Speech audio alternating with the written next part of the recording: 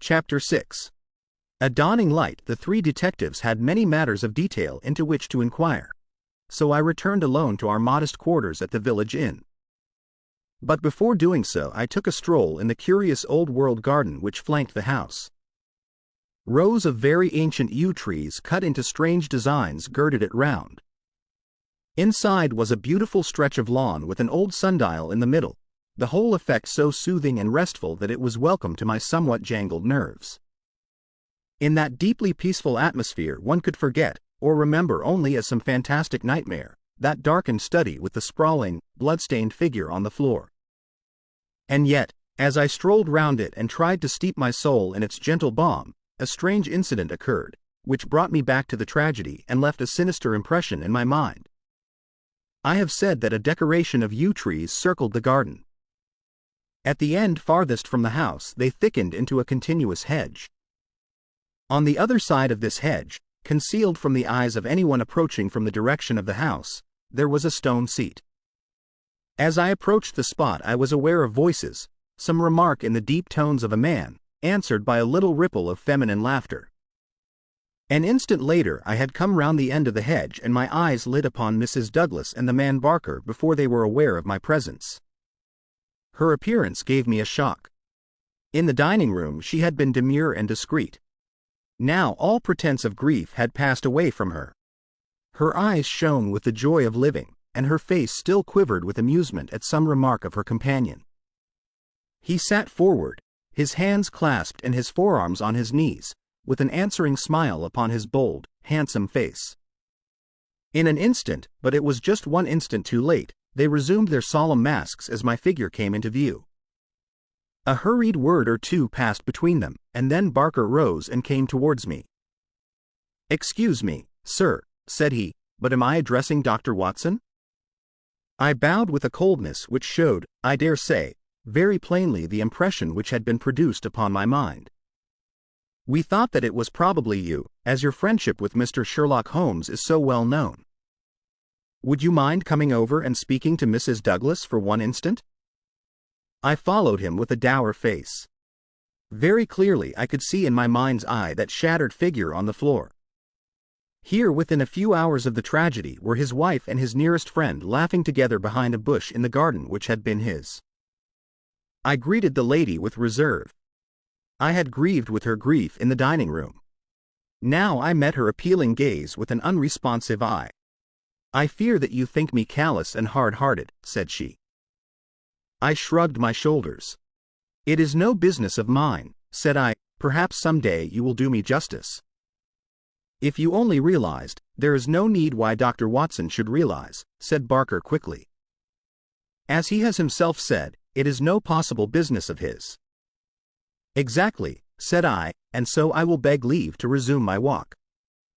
"One moment, Dr. Watson," cried the woman in a pleading voice. "There is one question which you can answer with more authority than anyone else in the world, and it may make a very great difference to me. You know Mr. Holmes and his relations with the police better than anyone else can. Supposing that a matter were brought confidentially to his knowledge, is it absolutely necessary that he should pass it on to the detectives?" "Yes, that's it," said Barker eagerly. "Is he on his own or is he entirely in with them? I really don't know that I should be justified in discussing such a point. I beg, I implore that you will, Dr. Watson. I assure you that you will be helping us, helping me greatly if you will guide us on that point." There was such a ring of sincerity in the woman's voice that for the instant I forgot all about her levity and was moved only to do her will. "Mr. Holmes is an independent investigator," I said. "He is his own master and would act as his own judgment directed. At the same time, he would naturally feel loyalty towards the officials who were working on the same case, and he would not conceal from them anything which would help them in bringing a criminal to justice. Beyond this I can say nothing, and I would refer you to Mr. Holmes himself if you wanted fuller information." So saying I raised my hat and went upon my way, leaving them still seated behind that concealing hedge. I looked back as I rounded the far end of it, and saw that they were still talking very earnestly together, and, as they were gazing after me, it was clear that it was our interview that was the subject of their debate. "I wish none of their confidences," said Holmes, when I reported to him what had occurred. He had spent the whole afternoon at the manor house in consultation with his two colleagues, and returned about 5 with a ravenous appetite for a high tea which I had ordered for him. "No confidences, Watson, for they are mighty awkward if it comes to an arrest for conspiracy and murder." "You think it will come to that?" He was in his most cheerful and debonair humor. "My dear Watson, when I have exterminated that 4th egg I shall be ready to put you in touch with the whole situation. I don't say that we have fathomed it, far from it, but when we have traced the missing dumbbell, the dumbbell." "Dear me, Watson, is it possible that you have not penetrated the fact that the case hangs upon the missing dumbbell? Well, well, you need not be downcast, for between ourselves I don't think that either Inspector Mack or the excellent local practitioner has grasped the overwhelming importance of this incident. One dumbbell, Watson. Consider an athlete with one dumbbell. Picture to yourself the unilateral development, the imminent danger of a spinal curvature. Shocking, Watson, shocking." He sat with his mouth full of toast and his eyes sparkling with mischief, watching my intellectual entanglement. The mere sight of his excellent appetite was an assurance of success, for I had very clear recollections of days and nights without a thought of food, when his baffled mind had chafed before some problem while his thin, eager features became more attenuated with the asceticism of complete mental concentration. Finally he lit his pipe, and sitting in the inglenook of the old village inn he talked slowly and at random about his case, rather as one who thinks aloud than as one who makes a considered statement. "A lie, Watson. A great, big, thumping, obtrusive, and compromising lie. That's what meets us on the threshold. There is our starting point. The whole story told by Barker is a lie. But Barker's story is corroborated by Mrs. Douglas. Therefore she is lying also. They are both lying, and in a conspiracy. So now we have the clear problem. Why are they lying, and what is the truth which they are trying so hard to conceal? Let us try, Watson, you and I, if we can get behind the lie and reconstruct the truth. How do I know that they are lying? Because it is a clumsy fabrication which simply could not be true. Consider.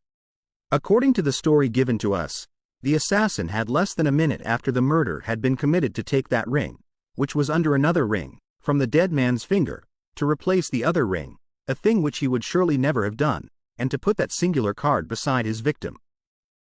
I say that this was obviously impossible. You may argue, but I have too much respect for your judgment, Watson, to think that you will do so, that the ring may have been taken before the man was killed. The fact that the candle had been lit only a short time shows that there had been no lengthy interview. Was Douglas, from what we hear of his fearless character, a man who would be likely to give up his wedding ring at such short notice, or could we conceive of his giving it up at all? No, no, Watson, the assassin was alone with the dead man for some time with the lamp lit. Of that I have no doubt at all. But the gunshot was apparently the cause of death. Therefore the shot must have been fired some time earlier than we are told. But there could be no mistake about such a matter as that. We are in the presence, therefore, of a deliberate conspiracy upon the part of the two people who heard the gunshot, of the man Barker and of the woman Douglas.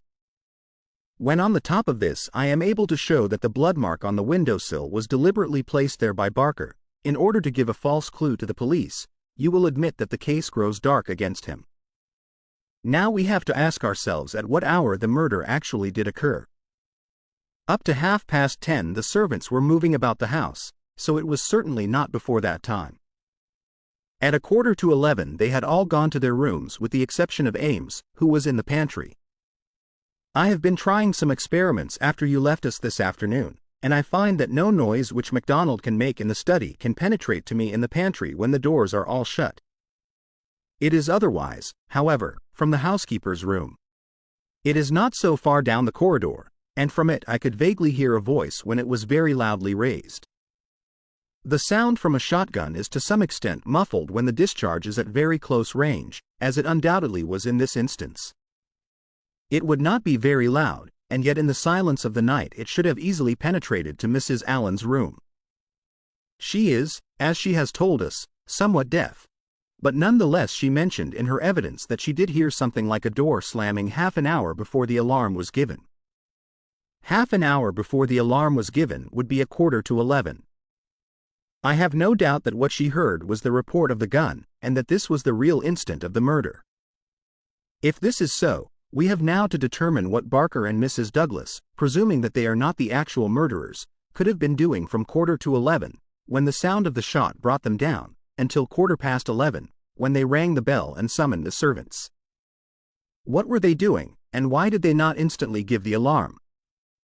That is the question which faces us, and when it has been answered we shall surely have gone some way to solve our problem. I am convinced myself, said I, that there is an understanding between those two people. She must be a heartless creature to sit laughing at some jest within a few hours of her husband's murder. Exactly. She does not shine as a wife even in her own account of what occurred. I am not a whole-souled admirer of womankind, as you are aware, Watson, but my experience of life has taught me that there are few wives, having any regard for their husbands, who would let any man's spoken word stand between them and that husband's dead body. Should I ever marry, Watson, I should hope to inspire my wife with some feeling which would prevent her from being walked off by a housekeeper when my corpse was lying within a few yards of her.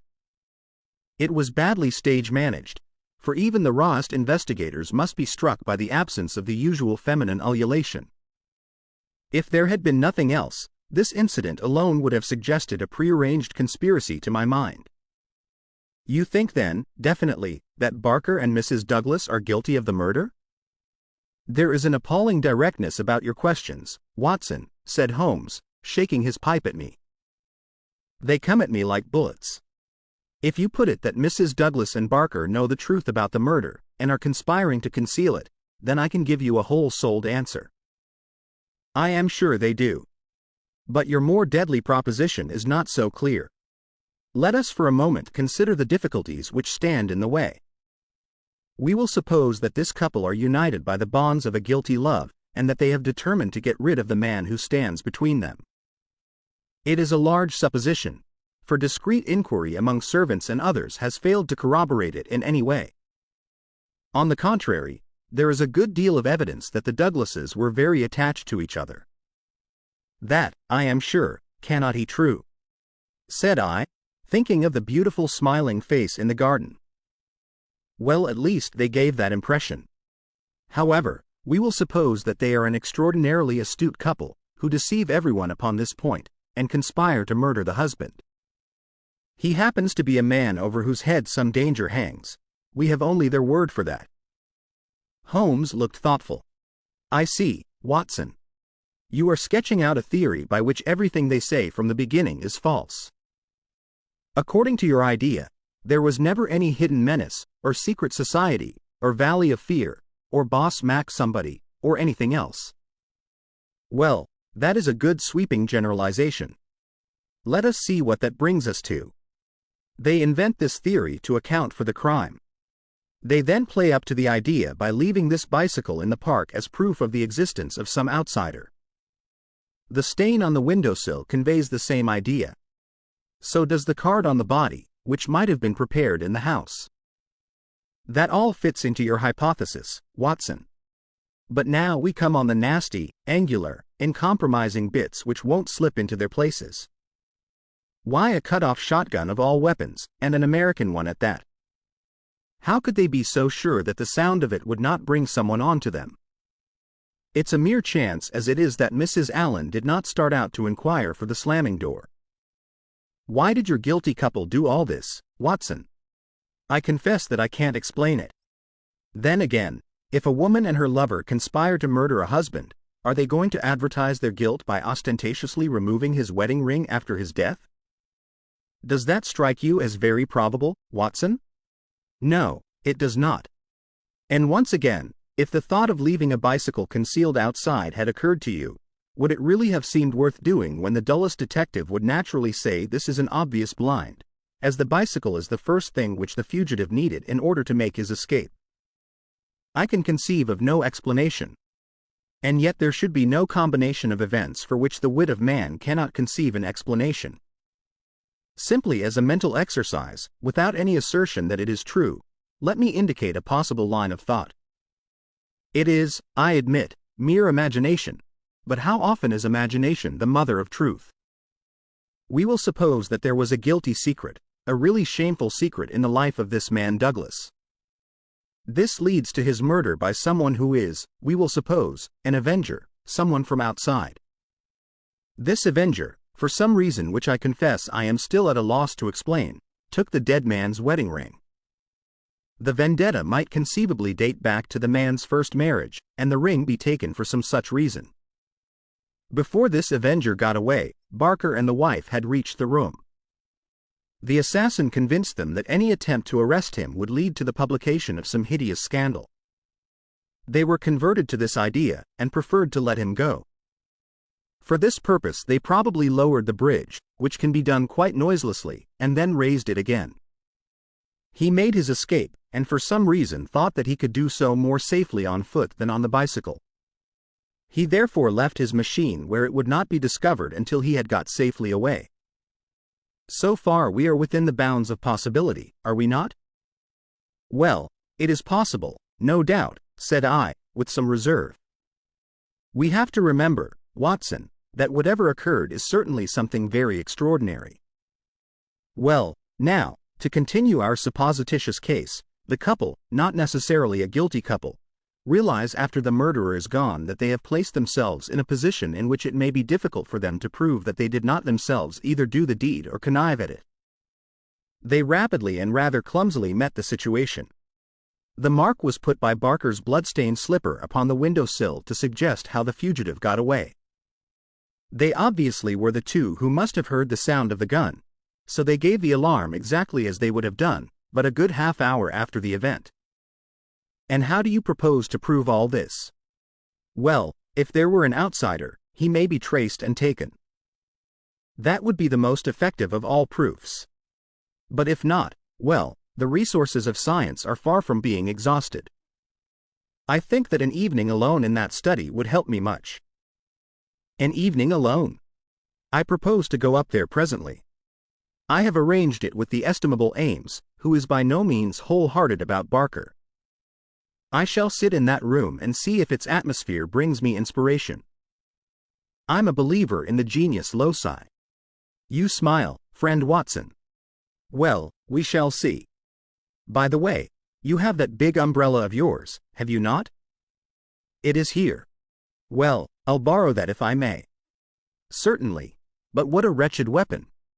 If there is danger, nothing serious, my dear Watson, or I should certainly ask for your assistance. But I'll take the umbrella. At present I am only awaiting the return of our colleagues from Tunbridge Wells, where they are at present engaged in trying for a likely owner to the bicycle. It was nightfall before Inspector MacDonald and White Mason came back from their expedition, and they arrived exultant, reporting a great advance in our investigation.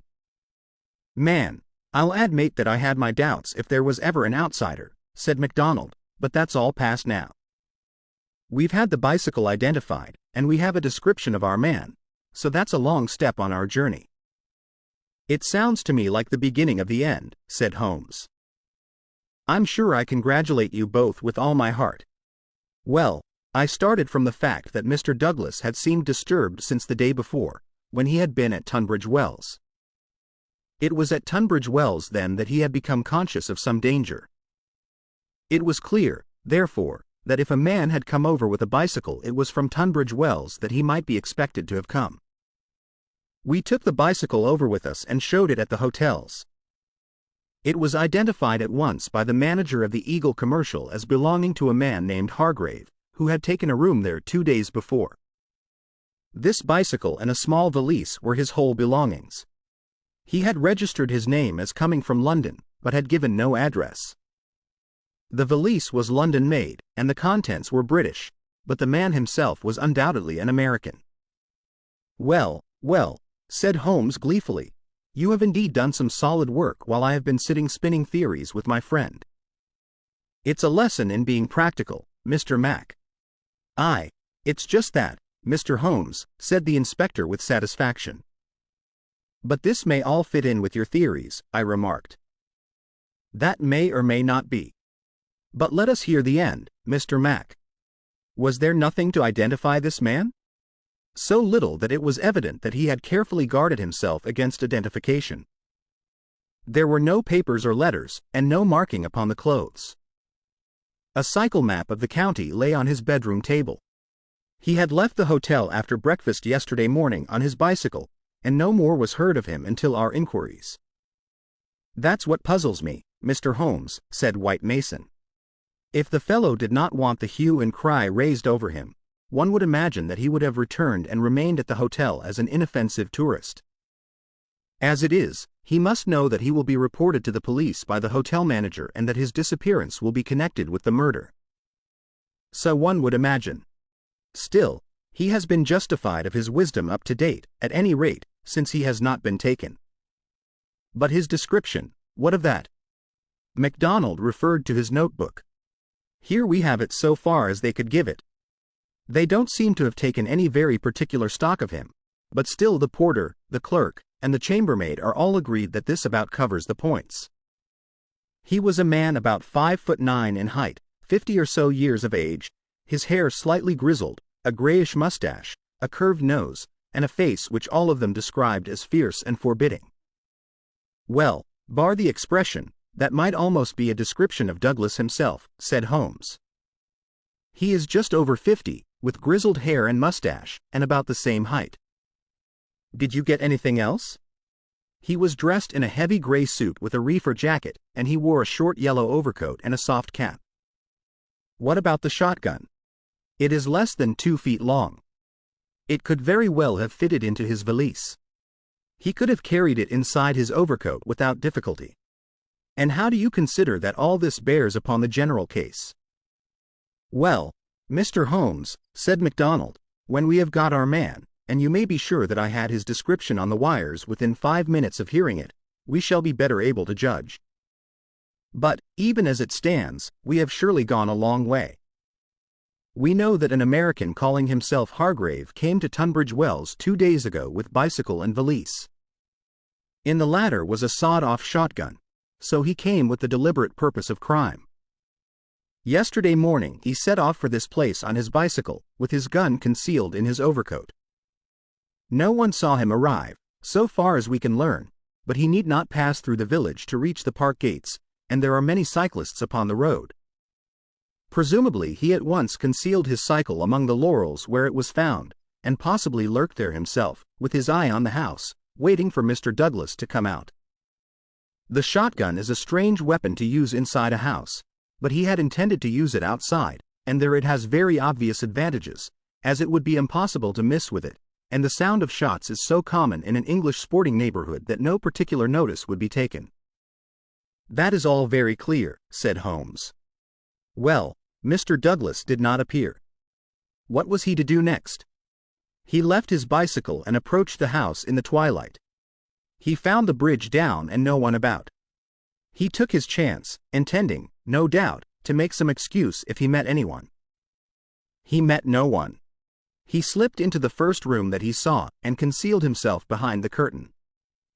Thence he could see the drawbridge go up, and he knew that his only escape was through the moat. He waited until 11:15, when Mr. Douglas upon his usual nightly round came into the room. He shot him and escaped, as arranged. He was aware that the bicycle would be described by the hotel people and be a clue against him, so he left it there and made his way by some other means to London or to some safe hiding place which he had already arranged. How is that, Mr. Holmes?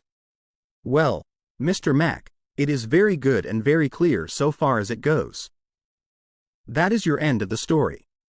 My end is that the crime was committed half an hour earlier than reported, that Mrs. Douglas and Barker are both in a conspiracy to conceal something, that they aided the murderer's escape, or at least that they reached the room before he escaped, and that they fabricated evidence of his escape through the window, whereas in all probability they had themselves let him go by lowering the bridge. That's my reading of the first half. The two detectives shook their heads. Well, Mr. Holmes, if this is true, we only tumble out of one mystery into another, said the London inspector. And in some ways a worse one, added White Mason. The lady has never been in America in all her life. What possible connection could she have with an American assassin which would cause her to shelter him? I freely admit the difficulties, said Holmes. I propose to make a little investigation of my own tonight, and it is just possible that it may contribute something to the common cause. Can we help you, Mr. Holmes? No, no.